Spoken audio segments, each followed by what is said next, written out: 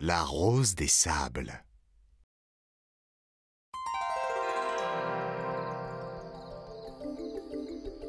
Ce matin-là, Moko était allé voir le vieil homme sage qui habitait à l'autre bout de son village.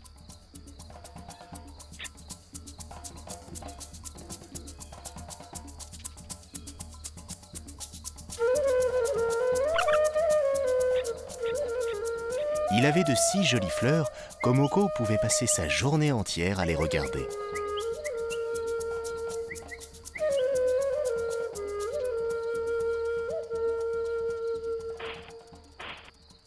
Veux-tu que je t'offre une de ces fleurs?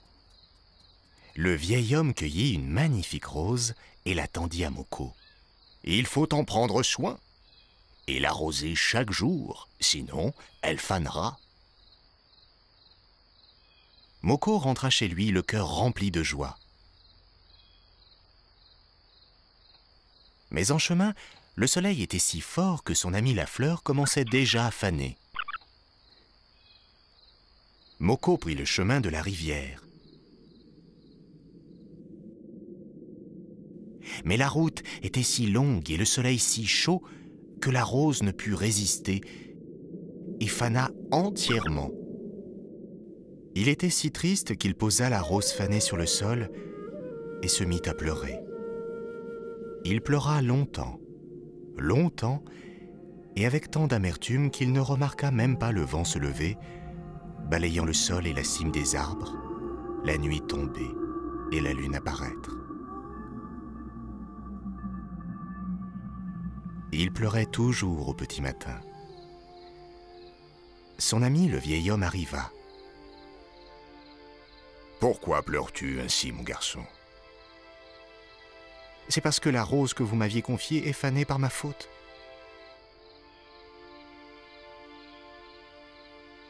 « Regarde à tes pieds, mon garçon. Une surprise t'attend. » Moko ouvrit un œil, puis un deuxième. Merveille!